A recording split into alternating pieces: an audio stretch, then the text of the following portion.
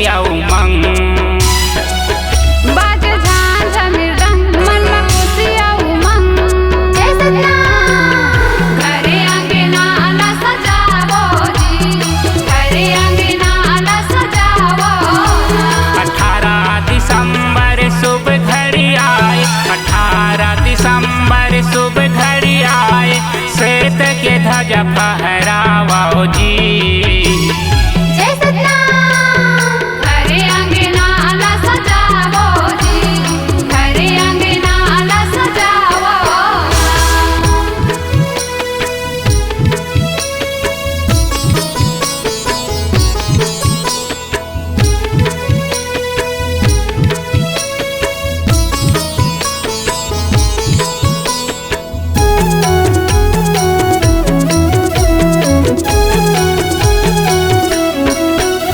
सुनावत है गुरु तोर खड़ाऊ के आवाज, खड़ाऊ के आवाज हो, खड़ाऊ के आवाज।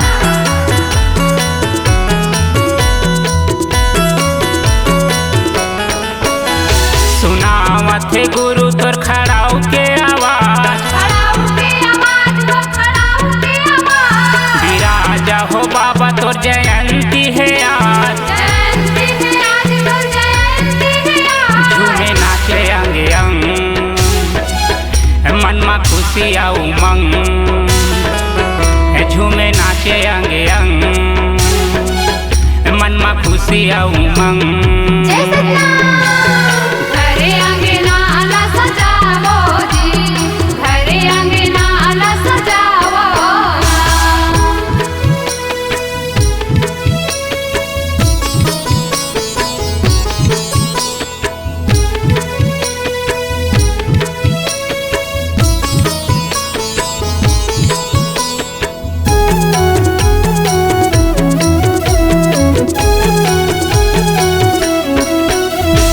सबेला है ऊंचा गुरु तोरे जैसे खाम, तोरे जैसे खाम हो, तोरे जैसे खाम।